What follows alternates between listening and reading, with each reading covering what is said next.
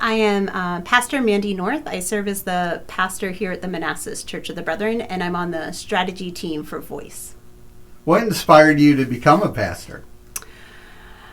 Oh, that's a really good question. What inspired me to become a pastor? I think when I was a kid growing up, I always once I got connected into a youth group and made relationships, I loved being at church and learning about God and doing whatever the youth group was doing. I was always there.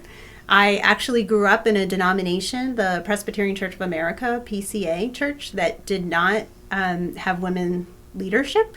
So to be a pastor, a deacon, an elder, you had to be a man. And I had a commitment in my heart that I really wanted to go into ministry, but there was just no place for me in the church. So I thought I would actually marry a youth pastor and be the youth pastor's wife. And I met my husband in college, and he's a great guy, but he does not have a call for ministry. But he grew up in the Church of the Brethren. So when we moved here in Manassas in the early 2000s, we started attending here at the Manassas Church of the Brethren. I was a middle school math teacher at the time, and there was a senior pastor here at the time was Jeff Carter, and the associate pastor at the time, minister of congregational life, was Nancy Fitzgerald. And that was the first time I'd ever experienced or seen a woman as a pastor or called into ministry. And my husband and I, we didn't have kids. We were volunteering with the youth group all the time. And she asked me why I wasn't in ministry. And I said, because women can't be pastors, which is a really hard thing to say when you're talking to a woman pastor. So she said, well, let's talk about that. And because I was a school teacher, I had my summers available. And so this very congregation created an Explore Your Call summer for me to preach and to see what pastoral care looks like and to be a part of the ministries here in a pastoral kind of role before I committed to going to seminary. And then in 2015, I came back here on the pastoral staff, and I've been lead pastor here since 2018. Yeah. For you, not only leading the church, how important is it for you to be a part of the community?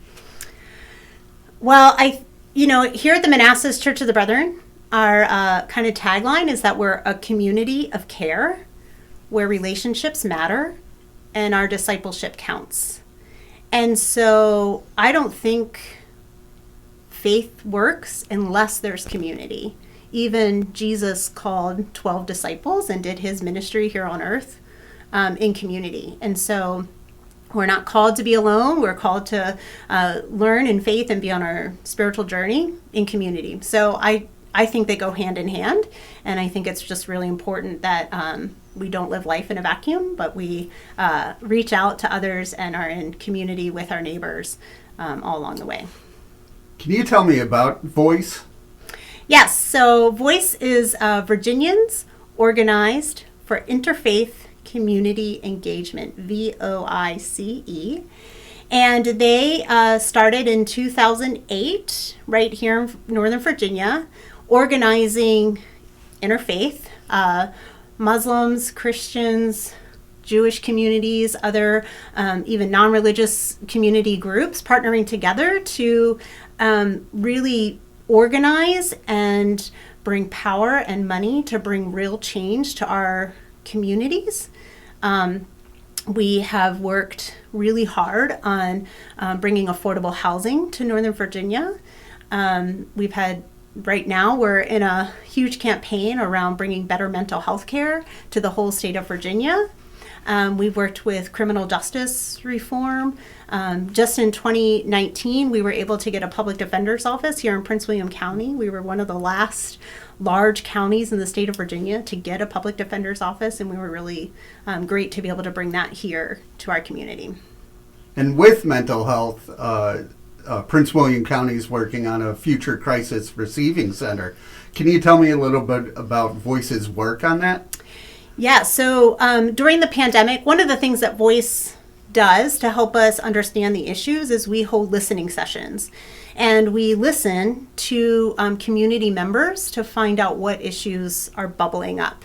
And we held, I think it was before the pandemic, we held some listening sessions with returning citizens, people who were coming out of our criminal justice system and back into community. And one of the things that we were hearing after chatting with, I think, over 300 individuals was just how much mental health was part of our criminal justice system, and how many people who are experiencing struggles with mental health were actually caught up in our criminal justice system. And so we were hearing that we needed to find better mental health care.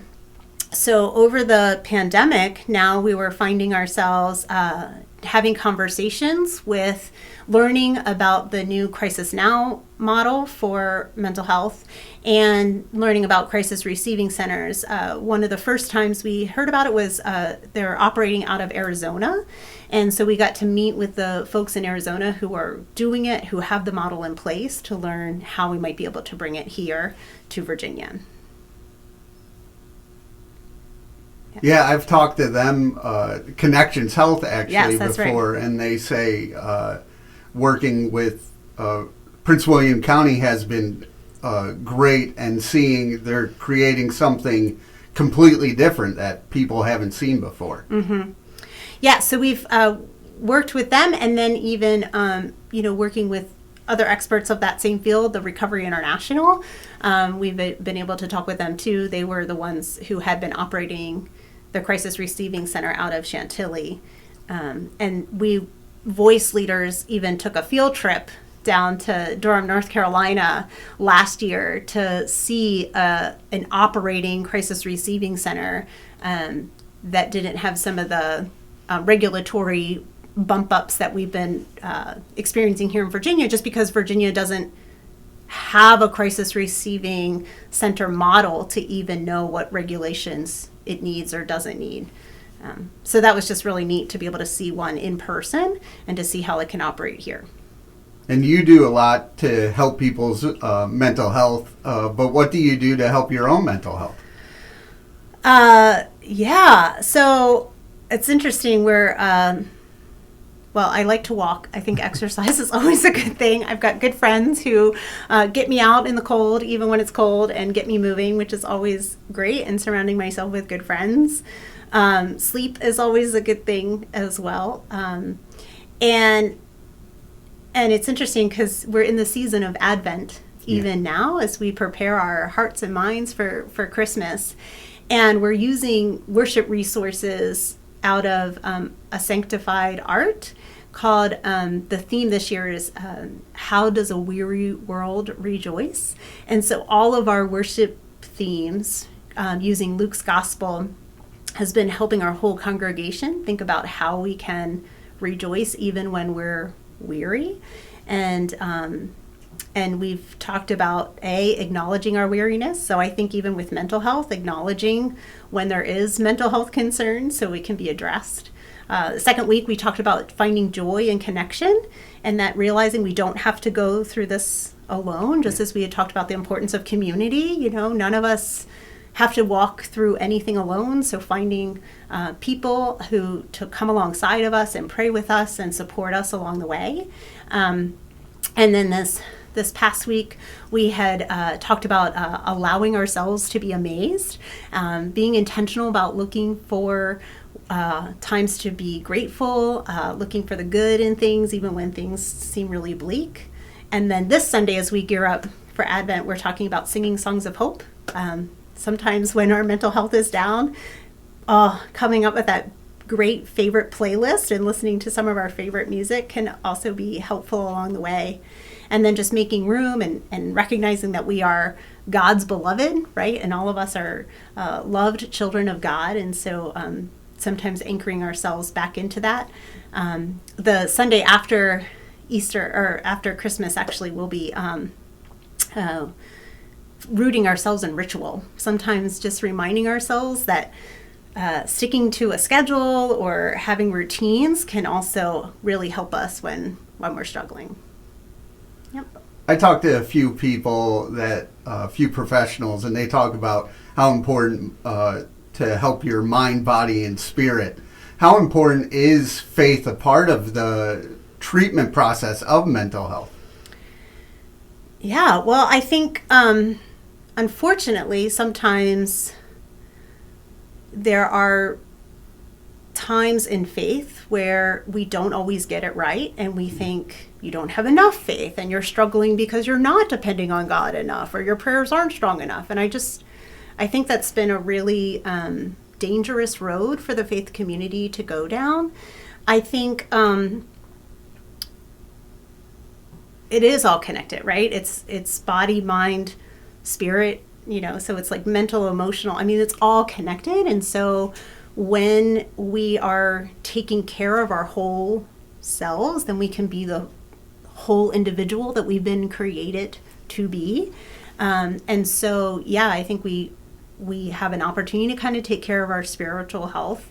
I think there's a hope that I think comes when we realize we're not alone on this, and that there is something bigger than us, greater than us, that can help walk alongside us when we're struggling, which I think, ties all of that together.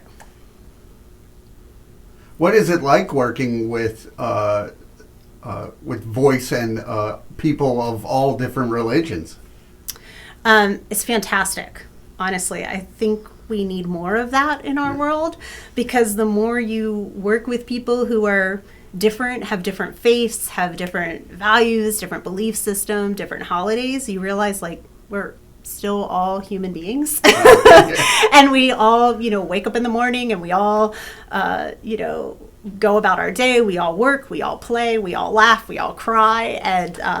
And so I think it's just a reminder that we're really not as different as we like to put ourselves into categories. And if we continue to silo ourselves, then I think we lose sight of our commonality. So I think it's extremely vital that we do this work of bringing together our diversity, to remind us just how much we do have in common. What are some of the things that motivate you? Ooh, what are some of the things that motivate me? Really, like seeing true change. When I first started kind of participating in voice, one of the first actions that I attended, we were working with the state. The state at the time had this law that if you had overdue court fees, that they would suspend your driver's license. So the consequence for not having enough money to pay court fees was to take away your driver's license so you can't drive. So do that math with me. It's not like we have a great public transportation system. So if you don't have enough money to pay court fees, we're going to take away your driver's license, which keeps you from driving to the job to make the money you need to maybe possibly have what you need to live and possibly pay back those court fees. So we overturned that law because of the work of voice. It reinstated driver's license for 625,000 Virginians. Wow. And so for me, that's a motivation, because what we do is really changing people's lives. And that's huge. I mean, just seeing what we're doing with the work on affordable housing or the work with crisis receiving centers, I mean, that's going to save people's lives. Even just here at the church, the simple things that I do, or not so simple as a pastor, seeing that it's changing people's lives and it's helping people to know that they're loved, that they're valued, that they belong. I think that to me is what motivates me to do what I do.